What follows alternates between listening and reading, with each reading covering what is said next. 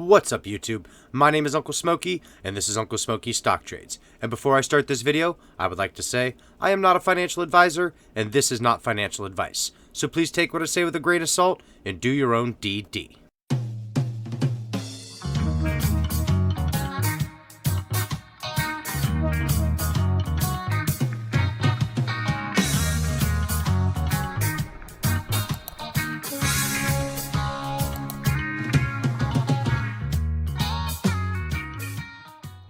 Today we're going to talk about ticker symbol MMAT, Metamaterials Inc. We're going to break down the TA, we're going to look at the options chain, we're going to go through both Ortex and Fintel as we always do, and then we've got a bunch of news we need to cruise through. So let's just go ahead and crack into it.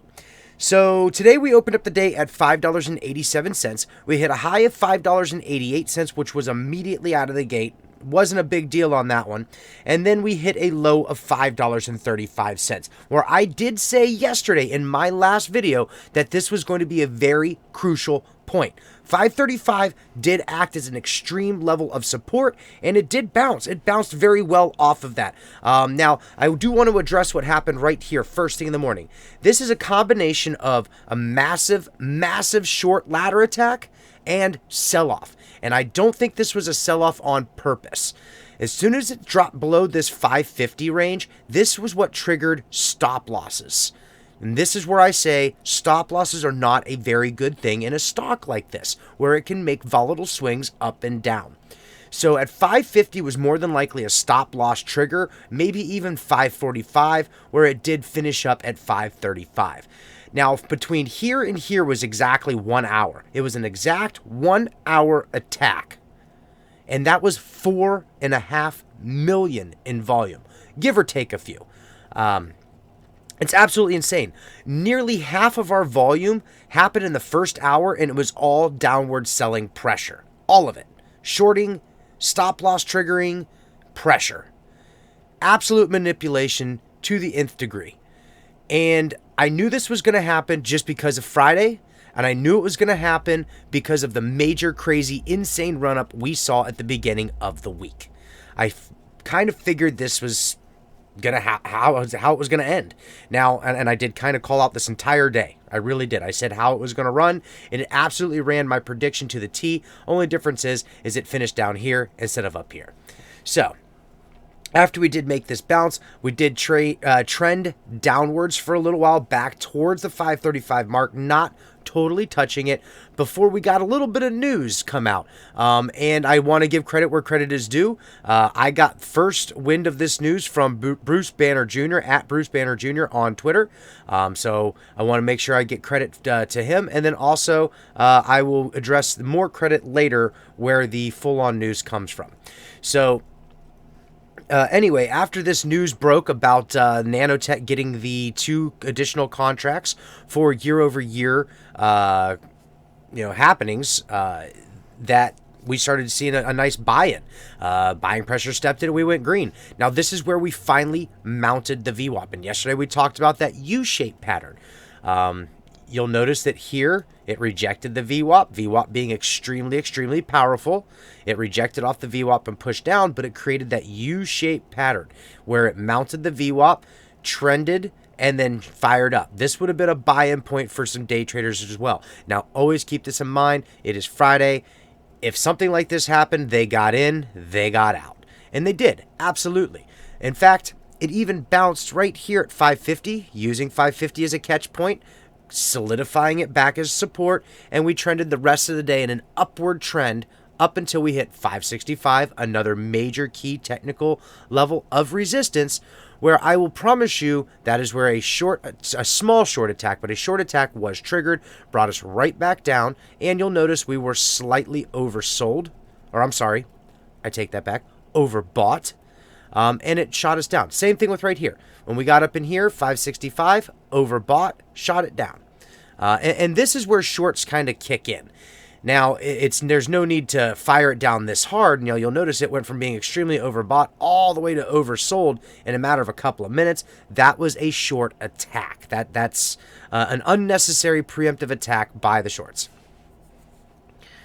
All right, so the next thing I want to look at is where did it leave us today? Let's go to the daily chart. Let's go to the 1 hour real quick just so you can see it. We did drop below our ascending line here on the 1 hour chart. Don't sweat it. It's the 1 hour chart. I didn't draw this on the 1 hour chart. I drew this on the 1 day chart. We're currently hovering at about, what's this, 50-ish? I'm in the way. 50-ish, I believe, on the RSI, and we still have green bars showing up on the histogram. We're at 45 on the RSI. And you'll notice that the green bar is slightly getting bigger. Even though we went red today, our histogram stayed green, our MACD line stayed in the upwards trajectory, and so did the signal line. They're hugging each other right now. But that's awesome. I mean, we went red. Everything kind of stayed cool. It did dip below right here, and of course it was going to, but pop right back up. We're green again. Move over to the 1 day. Okay, so here we are on the 1 day. We are still respecting our ascending level of support right here. We're still following our line. Again, we dipped hard today. We came all the way down to $5.35, and it shows right here on the chart. But the thing that's impressive is we had enough buying pressure step in to push a shadow in and push it back up to our ascending level of support. It's following it to a T, and we want to keep following this line. Now, if we happen to break out of this line and tread in this way for a little while, that's okay. Now you're just creating a really good level of consolidation, which further creates a support point, a base point, a jump point, however you want to put it, okay? It's what it does for you. All right, so yeah, we're still there. We still got green bars on the histogram. Now you'll notice on here, RSI is hooking down ever so slightly. We had a huge red day as far as it goes overall, and it's going to naturally be hooking down because it's cooling off. Histogram on the 1 day did get a little smaller. It didn't grow bigger. And the MACD is hooking down to the signal line. What we ultimately want to see on Monday is for it to bounce off the signal line, or at least start a bounce off the signal line, and start to see the RSI possibly flatten out or hook up. Let's go ahead and move on to the options chain. We've got 10,000 calls. We'll call it 10,300 calls, 2,300 puts. That is 80% calls, 20% puts. IV of 138%, which is awesome. It's just, hovering in this nice little range. It's very inviting, very comfortable. And of course, I don't think we're going to see a whole lot of options activity in the current expiration, the October 15th expiration, unless we see volatility pick back up in the stock. We need volume to step into the stock in order for the options chain to start acting the way traders will want for it to act in order to act on the current expiration as it's getting close. Theta's kicking in big time come Monday. All right, so let's go ahead and move on. I didn't talk about our volume. We only had about 11.8 million in volume overall today. That's including the after hours. So that would also explain why we have such low volume in the options chain. Vortex. So, as always, I put out a morning briefing, and I do apologize. This morning's briefing was way late. I was at the dentist, and then I had to get back to work. So once I got to work, I was able to get you guys a quick briefing out there. Utilization, it did go up 95.82%. Our cost of borrow is currently sitting at 10.32%. Now remember, this is on a delay, at least T1, more than likely T2 delay. Our current days to cover is 2.32. It's been hovering there for a couple of days now. Shares on loans, 47 million. And of course, you're going to see over here that the short interest is actually only 24 million. And this is all of this data right here. These two are late. It's late data. Reported once every 2 weeks from the NASDAQ. And by the time we get it, it's already 2 weeks old. All right, so let's see here. Our current number of days on loan, average, 21.53. So between here and here, it's 21.53, 21 and a half days that the shorts have held their long, short positions. Very confusing. Long, short, long. Oof. All right, so it looks like 2.32% was returned today. That's about 1 million shares. So if you look here, you've got 7.5 million were returned, but almost 6.5 million were borrowed. So I wouldn't look too deep into this. The current estimated short interest really didn't change that much, and neither did the short interest of the free float. So no worries there, right? Right. All right, let's move on to Fintel. Okay, so we don't need that page. That gets us to this page. Currently, they're showing 1 day to cover. 10.56% of the short interest of the free float is shorted. And the short squeeze score is currently at 78.78. We are 81 out of this many stocks. And that is on a score of 0 to 100. Currently showing 250,000 shares available to be lent out from a leading prime brokerage. This is just one. And I have a little bit of a theory here. And it's not my theory. It's actually a theory that's been going on. And we're going to go over it here in 1 second. Their current short borrow fee rate is showing at 7%. And every single one of them are going to have their own short borrow fee rate, depending on how hard it is to lend and borrow from this brokerage or lender. So let's hit refresh real quick and see if this comes up. All right, so nothing's changed yet. I'm quite anxious to see what all this looks like. FINRA volume is currently showing 54.5% shorted. This is in the dark pools. So 54.5% of the dark pool volume, the volume that we cannot see, the volume that is completely blind to us, was also short volume. All right, so let's go ahead and move on over to the short transaction section that we do. So let's see, I already got all this moved over to this, and here we are. So far this week, well, this was yesterday. This was for the 30th. There was a grand total of 160 transactions. Now, we did go slightly green yesterday. That was a total of 342,576 shares shorted into the market. And that was for a grand total of just shy of $2 million. So far as of last night, basically, this is not including any of today's numbers, we are at $21,830,157 shorted for this week alone.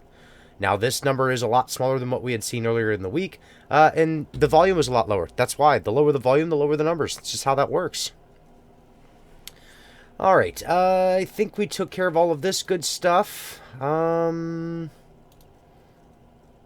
don't want to let this go too much longer. I want to go ahead and start breaking into the news of the day. I think we've covered everything I wanted to cover on the TA side. So this is generally where Sterling shines. This is his ray of light, and we're missing him terribly. So I'm going to do my best to try and cover some news for you guys right now. And we're going to start all the way over here, not there, right there. So I already gave a little bit of a due to Bruce Banner here. Awesome dude. Thank you for getting me that information. But what I want to bring some light to is TradeHawk. Bruce Banner led me to TradeHawk, which I am now following. I was digging through his little channel here, and it's really cool. He's got a lot of cool information on a whole lot of different stocks. But the one thing I want to concentrate on is this one here. I got to read this first thing earlier today at 12:30. Like I said, it kind of coincides with what went on with the whole Nanotech, the whole boost in the stock on Meta today. So the Metamaterials acquisition company, Nanotech Securities, has been awarded 2 contracts worth $3.7 million and $3.2 million from the U.S. Bureau of Engraving and Printing. And then you go to this guy here. It gives you these. These are the contracts, guys. Metamaterials / Nanotech Securities, because we are the same company now, has got these wonderful contracts from our government. That is absolutely fantastic. That right there is the kind of PR we need. I'm not going to say this is a full-on catalyst because, again, this has to do with Nanotech, and the acquisition is not 100% complete, which we're going to get to here in just a minute. Also, there it is. Nanotech obtains final order for arrangement with Metamaterials and has renewed its frame agreement to continue development of unique security feature for its confidential government customer. And that was this guy here. So if you go to their Twitter page, sorry, I got an itchy nose right there. If you go to their Twitter page, Nanotech's Twitter page, you'll come to this. And of course, you can read through this. I'm not reading this entire thing. I never do that for you guys. I expect for you guys to just go ahead and read this on your own. But it's great news. And they're showing that October 5th is looking like the date that we are going to see the closing through all of it. And also, after that, gosh, my nose itches. Doesn't that mean something like somebody's talking about you or something? Who's talking about me? Anyway, MMATR. I was in here a little earlier and I noticed that Exact Perspective, one of our favorite DDers. He has got this really nice post in here about this meeting. So Amanda Felipe is going to be interviewing these three people. And of course, George Palacaris, you can find him at Palacaris, will be getting interviewed. And this is a 3-hour special, so I am sure that Sterling is probably going to be live for this. I would automatically assume that. I am going to be at work, so unfortunately I cannot do it at all. But again, like I said, I would be willing to bet he is going to go live for this. If he didn't know about it before, he does now. And you can just click on Exact Perspectives link down there, and it brings you to this. It tells you all about the event, telling you about the three companies they're going to be talking to, and this is very exciting. Maybe we'll hear something out of George on this. I mean, I highly doubt he's going to give any kind of special PR, but maybe he's going to push into a little bit of what maybe could come. We don't know. We won't know until we hear the interview. All right, so I think that covers absolutely everything that we wanted to talk about today. One thing I want to make sure everybody does, make sure you send some love out to Sterling. He's sitting at home right now. I'm sure he'd love to be chit-chatting with people in the metaverse, whether it be on Twitter, on Reddit. Maybe he's bouncing in and out of the MMAT board. I don't know. It all depends. Just send him a message, whatever it may be. I'm sure he'd love to hear from everybody. Also, I will be having my prediction on Sunday, as I always do. I've got a nice long weekend ahead of me between today, tomorrow, and Sunday. So I'm going to try and do a little bit of DD on a couple other stocks I've been covering, Root Insurance Inc. and Hexo Corporation.